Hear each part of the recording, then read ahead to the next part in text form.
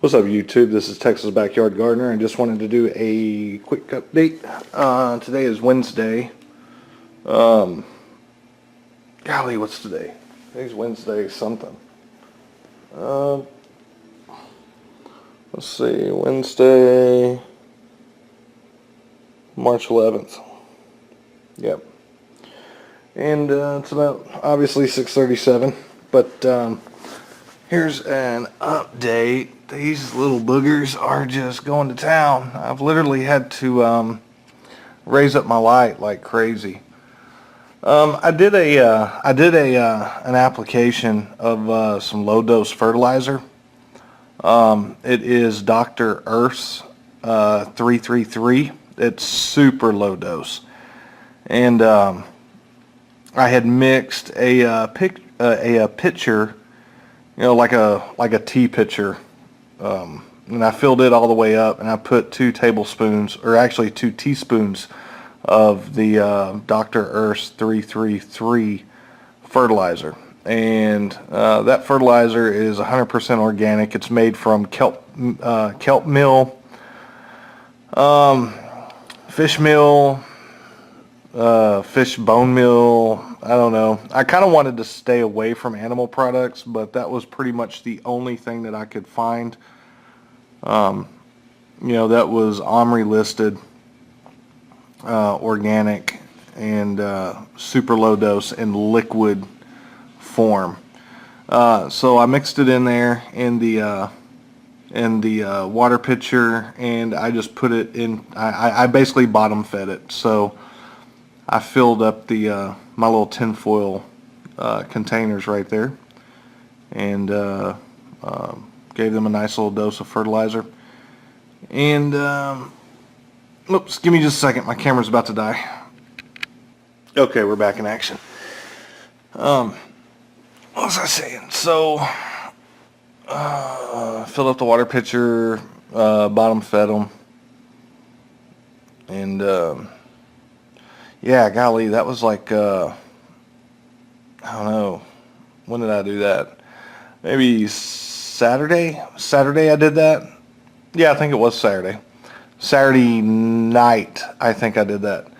I experienced a little bit of yellowing around the bottom leaves, and really, come to find out, I had these little black flies just flying around. So some of you experienced gardeners may know exactly what that is, but I didn't. This was the first time that I ever experienced anything like this, and come to find out, they are called fungus gnats.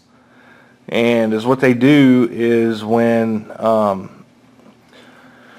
basically some potting soil is left out in the rain or in the elements, these little gnats will bury in the potting soil and create homes. And then when you transplant, and honestly I didn't notice it until I actually transplanted these into these 4-inch pots, and it was probably maybe 4 or 5 days later, I started noticing these little black flies.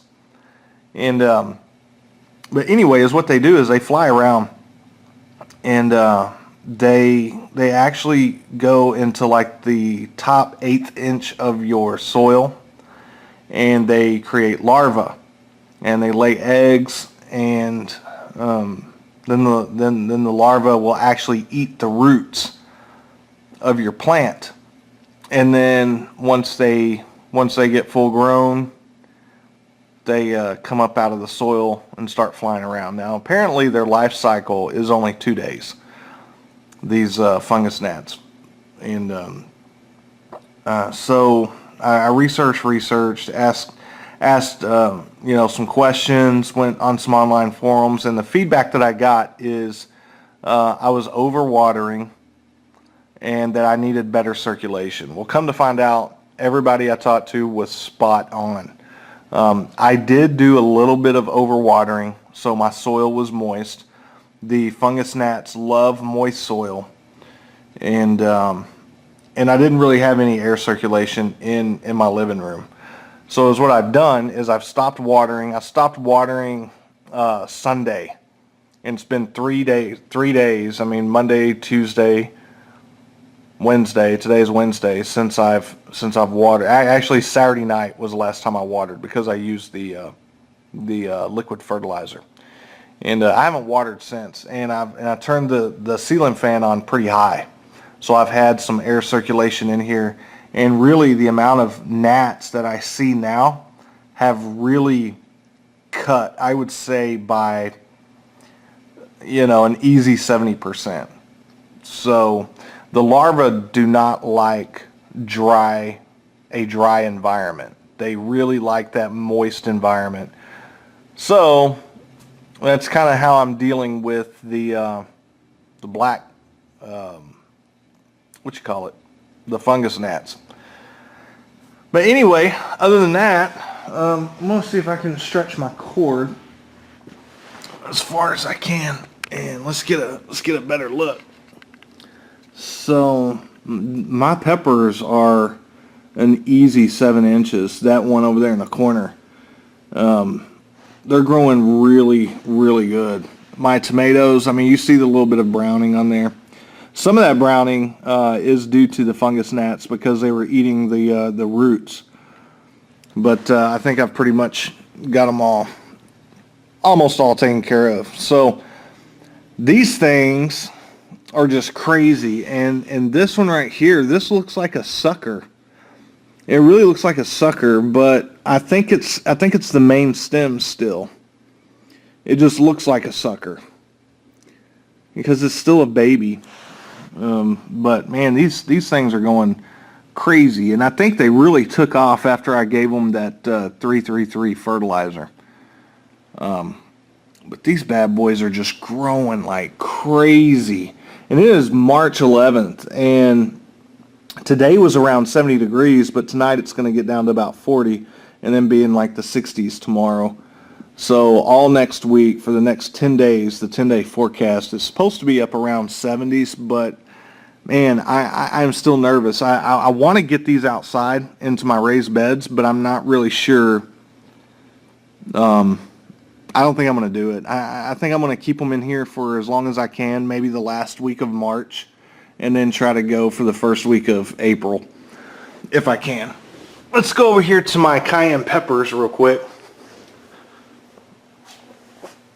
These bad boys are doing pretty good in this little setup. Now it's a lot warmer in this little box. See if I can zoom in. My cord won't let me reach.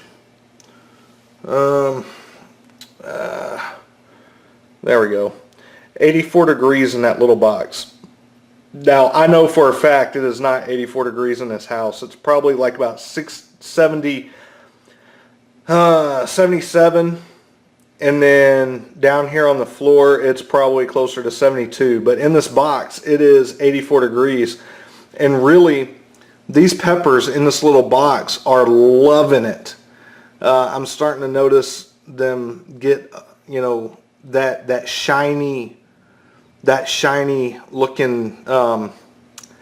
It almost looks like it's a fake plant, but it's like a real. The pepper leaves get real shiny and glossy, and I'm starting to notice that on these cayennes. And I don't know if that has something to do with the heat or what. But let me see if I can get a. Let me see if I can get a level shot of these right quick. So they're growing. They're doing really, really good, and I'm actually really proud of everything. These are my cayenne peppers. So I've got pepperoncinis over here. I've got pepperoncinis. I've got Jimmy Nordellos, and I've got jalapeno peppers in these two. So they're all mixed. And then I've got 5 cayenne pepper plants. And then over here I've got my Seuss tomatoes, my cherry tomatoes, my black zebra tomatoes, and I believe I've got maybe 1 or 2 Sasha tomatoes. My Sasha tomatoes are the determinate. The rest of them are indeterminate. So yeah, that's the update. My kids are growing up, and I'm really jonesing to get them outside. So anyway, if you like this video, please give me a thumbs up, rate, comment, subscribe, because this is the first year that I've really taken it to this level. And you know, I tell you what, having these lights like this on this thing, and as soon as they germinated, as soon as they popped the ground, I had these lights. If you go back and look at my other videos, I mean, these lights were just dead on them. So none of my plants got leggy at all this year, and I am super excited about that, because last year, my first year, you know, I had several that got leggy, you know, and I did a lot of research after, you know, all last year and the beginning of this year. So this whole light setup is, you know, was a game changer in my seedlings. So if you're not getting your lights, I mean, these are T8 bulbs, but I've got a whole nother video on that. But if you're not using the fluorescent lights like this and just blazing the light just an inch away from your seedlings and just keeping it on them until they, you know, as they grow, just keep moving your light up just little by little, man, then I would highly recommend you trying it this way, because you will definitely see a difference. All right, I'm going to stop rambling and let you get on. Again, like my video, rate, comment, subscribe, and until next time, peace.